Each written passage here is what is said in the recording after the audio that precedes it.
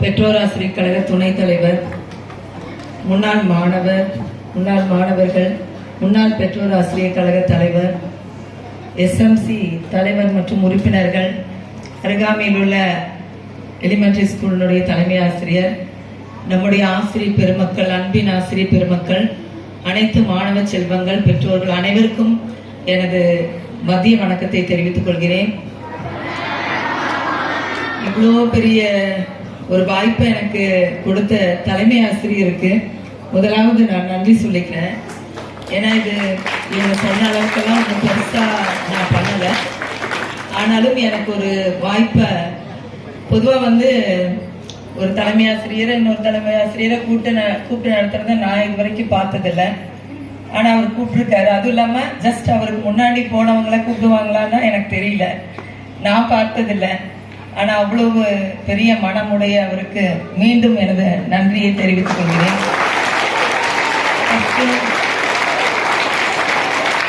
நான் ஒரு சாரியும் கேட்டுக்கிறேன். ஆனால் லேட் ஆயிடுச்சு. 12:30 கிளம்பி ஷார்ப்பாக 1:30 இங்கே இருக்கணும், எல்லாத்துக்கிட்டையும் கொஞ்சம் பேசணும் அப்படின்லாம் ஆசையோடு தான் இருந்தேன். ஒரு 12 o'clock தான் இன்னைக்கே பில்லு சப்மிட் பண்ண சொன்னாங்க டெம்பரரி ஹெட்டுக்கு. அந்த 17/8 பர்மனன்ட் ஹெட்டுக்கு கொடுத்தாச்சு. ஸோ மறுபடியும் நான் கொடுமுடி கொண்டு வந்து சைன் வாங்க டைம் இல்லை. நானே கிளம்பி கொடுமுடி போயிட்டு அங்கேருந்து தான் நேராக வரனால தான் லேட் ஆயிடுச்சு, மன்னிச்சுக்கோங்க. ஸோ சிறப்புரை அப்படின்னா நான் ஒரு பேச்சாளர் கிடையாது. ஆனாலும் நான் கற்றுக்கொண்டதை உங்களுக்கு கடத்துவதில் ரொம்ப சந்தோஷப்படுறேன். நான் என்ன செஞ்சனோ அதைத்தான் அடுத்தவங்களுக்கு நான் சொல்லுவேன். இதை மகாத்மா காந்தியடிகள் மூலமா சொல்லுவாங்க. ஒரு பேரண்ட், ஒரு தாய் 2 குழந்தைங்களை கூட்டிட்டு போய் இவங்க ரொம்ப சுகர் சாப்பிட்றாங்க, அவங்களுக்கு வேண்டாம், அந்த சுகர் சாப்பிடக்கூடாதுங்கிறத நீங்க சொல்லுங்க சார் அப்படின்னு அவங்க கிட்ட கூட்டிட்டு போனாங்க. அப்ப அவர் சொன்னார், ஒரு 15 days கழிச்சு என்ன கூட்டிட்டு வாங்க அப்படின்னு. அதுக்கப்புறம் 15 நாட்கள் கழித்து அந்த தாய் மறுபடியும் அவங்க கிட்ட கூட்டிட்டு போனப்ப அவர் சொன்னாரா, அந்த 2 குழந்தைங்களை பார்த்து, நீ சுகர் சாப்பிடாதம்மா, அது உடம்புக்கு நல்லது இல்லை, அதனால அம்மா சொல்றமா நீ சாப்பிடாத அப்படின்னு சொல்லி அனுப்பிச்சிடாராம். இப்ப அந்த தாய் கேட்டாங்களா, இதை அன்னைக்கே சொல்லிருக்கலாம் இல்லைங்க சார், ஏன் இவ்வளவு நாள் 15 நாள் கழிச்சு வர சொன்னீங்க அப்படின்னு கேட்டப்ப, நான் சுகர் சாப்பிட்டுட்டு இருந்தேன், இனிப்பு சாப்பிட்டுட்டு இருந்தேன், அதை ஸ்டாப் பண்ணோம், அதனாலதான் அதை ஸ்டாப் பண்ணிட்டு தான் அதை நான் உபதேசிக்கணும் அப்படின்னு சொன்னாரு. அதனால நானும் என்னுடைய பிரின்சிபல், நான் செய்யாத ஒன்றை மற்றவங்களை செய்ய சொல்ல மாட்டேன். நான் கற்றுக்கொண்டதை, நான் அனுபவிக்கிறதை மட்டும்தான் மற்றவங்களுக்கு சொல்லணும்னு நான் விரும்புவேன். அதே போல நீங்க எல்லாருமே பேசின எல்லாருமே திருக்குறளை கோட் பண்ணாங்க. ஏன்னா அது அவ்வளோ ஒரு அற்புதமான ஒரு நூல். அது எப்படி எழுதினாருன்னே நினைச்சு பார்க்க முடியல. அந்த காலத்துல அவருக்கு யாரும் டீச்சர் இருந்தாங்களா என்னன்னு தெரியல. பட் அவ்வளோ அற்புதமான நூலை, எல்லாமே 2 அடியில அவ்வளவு கருத்துக்கள் பொதிந்த அந்த பால் எல்லாம் பிரிச்சு ரொம்ப அழகா எழுதியிருக்கிறாரு. அதனால தங்கங்களா கொஞ்சம் நீங்க கவனிச்சுக்கோங்க, உங்களுக்காக தான் சொல்லிட்டு இருக்கிறேன். அதனால கொஞ்சம் அப்புறமா பேசிக்கலாம். எனக்கு தெரியும் எப்ப இவங்க எல்லாம் நிறுத்துவாங்க, கலை நிகழ்ச்சி பார்க்கலாம், நீங்க ஆயத்தமா இருப்பீங்கன்னு எனக்கு நல்லாவே தெரியும். Just few minutes sir, 10 minutes கொடுத்துருக்காரு. நான் வேகமா சில காரியங்களை உங்களுக்கு சொல்லிடுறேன். அது நிச்சயமா உங்களுக்கு பயனுடையதா இருக்கும்னு நான் நம்புறேன். ஸோ அந்த திருக்குறள்ல எனக்கு ரொம்ப பிடித்தது கற்க கசடற கற்பவை கற்றபி நிற்க அதற்கு தக.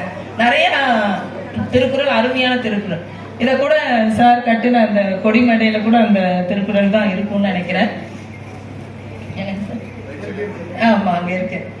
ஏன் அப்படின்னா கற்றுக்கொள்வது ரொம்ப முக்கியம். லேர்னிங்.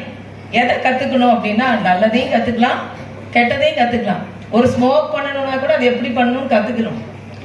அப்ப எதை கத்துக்கணும் அப்படிங்கிறது முக்கியம். அந்த கற்றுக்கொள்வதை சரியாக கற்றுக்கொள்ள வேண்டும். அறகுறையா கத்துக்க கூடாது. உங்களுக்கு நிறைய சொல்லித்தராங்க, நிறைய ஆப்பர்ச்சுனிட்டிஸ் இப்ப இருக்கு, முந்தி மாதிரி கிடையாது. அதுல சரியானவற்றை சரியாக கற்றுக்கொள்ளணும். சரியா? ஏன் கற்றுக்கொள்ளும் பொழுது சரியா கற்றுக்கொள்ளணும் அப்படின்னா, அது நம்முடைய பழக்கமாக மாறிவிடும். எதை கற்றுக்கிறோமோ அதை நம்ம பழக ஆரம்பிச்சிருவோம். அப்ப பழக்கம் அப்படிங்கிறது, தங்கம் நீ வேற இதுல உலா வந்துட்டு இருக்கிறியே, கொஞ்சம் அமைதியா பாரு. அப்புறம் இந்த கற்றுக்கொள்வது கவனிங்க, பழக்கம் அப்படிங்கிறதுக்கு இங்கிலீஷ் வார்த்தை யாருக்கா தெரியுமா? யாருக்கா தெரியுமா? நான் ஏற்கனவே சொல்லியிருப்பேன், மறுபடியும் அதான் ரிப்பீட் பண்றேன். ஹேபிட். வெரி குட், கிளாப் பண்ணுங்க அவனுக்கு. ஹேபிட் அப்படிங்கிறது HABIT HABIT அப்படிங்கிற ஒரு வார்த்தை. எதை பழகுறோமோ அதுதான் நம்முடைய பழக்கம், ஹேபிட். அந்த ஹேபிட்ல ஹெச்ச எடுத்துட்டீங்கன்னா நேரம் உட்காந்து ABI.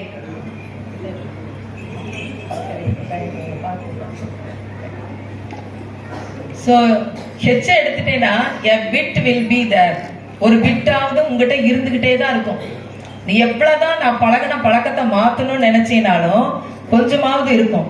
அந்த ஏவையும் எடுத்துட்டேனாலும் பிட் will be there. பிட்டு ஒரு பிட்டா தான் அங்க இருக்கும். அந்த பிஏயே எடுத்துட்டேனாலும் இட் will be there. அதுதான் பழக்கம். ஸோ பழகிட்ட கற்றுக்கொண்டுட்ட ஒன்ன அப்படின்னா அதை நான் விடணும். இன்னைக்கு நிறைய குடிகாரர்களை நீங்க பார்க்கலாம் உங்க ஏரியால. அவங்க சிலர் வந்து விடணும்னு நினைப்பாங்க, ஆனா என்ன பண்ண முடியாது, என்ன பண்ண முடியல, விட முடியல. வீட்டுல பேரண்ட்ஸோ பெரியவங்களோ தாத்தா பாட்டியோ நீ பார்த்தீங்கன்னா சில தவறான பழக்க வழக்கங்களை கற்றுக்கொண்டால் அதை என்ன பண்ண முடியல, விடவே முடியல. அதனாலதான் கற்கும் போதே எதை கற்றுக்கொள், சரியானவற்றை, நல்லவற்றை. காலையில எந்திரிக்கணும், இந்த மாதிரி மீட்டிங் நடக்குதுன்னா எப்படி உட்காரணும், எப்படி அவங்க சொல்றத கவனிக்கணும், அதை கற்றுக்கொள்ளணும். 6வது ஸ்டூடெண்ட்ஸ்ல இருந்து சின்னதுல இருந்து எதை கத்துக்கிட்டாலும் சரியாக கற்றுக்கொள்ள வேண்டும்.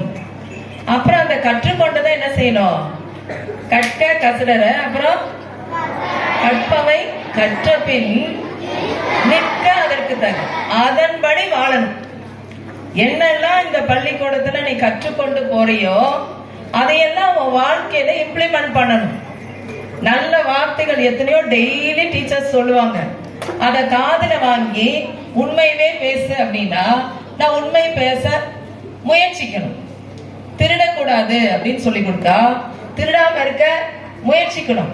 தவறான பழக்க வழக்கத்துக்கு அடிமை ஆகாத அப்படின்னு சொன்னா அதை அடிமை ஆகாம நம்மளை காத்துக்கொள்ளணும். புரியுதா? பெற்றோருக்கு கீழ்ப்படி, பெரியவங்களுக்கு கீழ்ப்படி அப்படின்னா ஒரு சார் சொல்றாரு எல்லாம் கீழே உட்காருன்னா நான் கீழே உட்கார்ந்துடணும். அதனால நம்ம குறைஞ்சு போக மாட்டோம், நிச்சயமா மேல வருவோம். எந்த டீச்சர்ஸ் நமக்கு சொன்னாலும் எந்த பெரியவங்க நமக்கு சொன்னாலும் அதை நாம் கற்றுக்கொள்ளணும், பின்னர் அதை கடைபிடிக்கணும். ஸோ இது வாழ்க்கைக்கு ரொம்ப ரொம்ப முக்கியமான ஒண்ணு. இன்னும் ஒரு காரியத்தை நான் சொல்லி சீக்கிரம் முடிச்சிடுறேன். பர்சனாலிட்டி, ஆளுமை அப்படின்னு சொல்லுவாங்க, சொல்றாங்களா லீடர்ஸ். உங்களுக்கு பிடிச்ச யாராவது ஒரு பர்சனாலிட்டி சொல்லுங்க பார்க்கலாம். யாராவது ஒருத்தர், எனக்கு இந்த லீடரை பிடிக்கும், இந்த பிரைம் மினிஸ்டர் பிடிக்கும், இந்த பிரசிடென்ட், இல்ல இந்த இத சாதிச்சவங்களை பிடிக்கும், அப்படி யாராவது ஒருத்தர், யாராவது ஒருத்தரை சொல்லுங்க சீக்கிரம். நீ சீக்கிரம் சொன்னா சீக்கிரம் முடிச்சிருவேன் நான். காந்திஜி, அவனுக்கு காந்திஜி பிடிக்குது. அப்படி உங்களுக்கு ஒவ்வொருத்தரையும் பிடிச்சிருக்கும். சரியா? இப்ப சார் கூட டாக்டர் அப்துல் கலாம் பத்தி பேசினார். ஸோ அவங்களாம் வந்து ஒரு ரோல் மாடலா இருக்கிறாங்க. இவங்கெல்லாம் பெரிய ஆளுமைகளா வந்தாங்க, பெரிய பர்சனாலிட்டிஸா வந்தாங்க. எப்படி பிறக்கும் போதே பெரிய கிரேட் பர்சனாலிட்டிஸா பிறந்தாங்களா? அப்படி பிறக்கும் போதே அப்படி பிறந்துட்டாங்களா? சொல்லுங்க, வாய்த்தது இல்ல. ஆனா தன்னை அப்படி உருவாக்கி கொண்டார்கள். சோ நீங்க ஒவ்வொருத்தரும் நினைச்சா அப்படிப்பட்ட பர்சனாலிட்டிஸா மாற முடியும். ஆனா அது யார் கையில இருக்குன்னா முதலாவது உங்க கையில இருக்கு. சாதாரண குடும்பத்துல சாப்பாடுக்கு வசதி இல்லாம ஒரு நியூஸ் பேப்பரை ஒவ்வொரு வீட்டுக்கும் போய் படித்தவர் தான் அந்த டாக்டர் APJ அப்துல் கலாம் அவர்கள். ஆனா நாட்டினுடைய குடியரசுத் தலைவர் வரைக்கும் உயர்ந்தாரு. ஒரு என்ன சொல்றது, விண்ணுக்கு ஏற விண்வெளிக்கு செலுத்துகிற ஒரு வீரராக மாறினார். அப்படின்னா அவர் என்ன பண்ணினாரு? அவரும் ஒரு சாதாரண உங்களை மாதிரி ஒரு கவர்மெண்ட் ஸ்கூல்ல நல்ல சாதாரணமான நிலைமையில இருந்து வந்தவர் தான். ஆனா எப்படி அப்படிப்பட்ட பர்சனாலிட்டியா மாறினார்? அதை நம்ம யோசிச்சு பார்க்கணும். நீங்க நினைத்தால், நீங்க மனசு வச்சா, நீங்க விரும்பினா நிச்சயமாக அப்படிப்பட்ட பர்சனாலிட்டியா மாற முடியும். புரியுதா? மனசுல ஒரு ஆசை வேணும், நான் இப்படி ஆகணும், நான் இப்படி வரணும். இதே பள்ளியில கோகுலப்பிரியா என்ற மாணவி 600 மார்க்குக்கு 594 மார்க் வாங்கினா. ஆசிரியர்கள் கடினமா உழைக்கிறவங்க, எல்லாம் சொல்லி கொடுக்கறாங்க, எல்லாம் கோச் பண்றாங்க.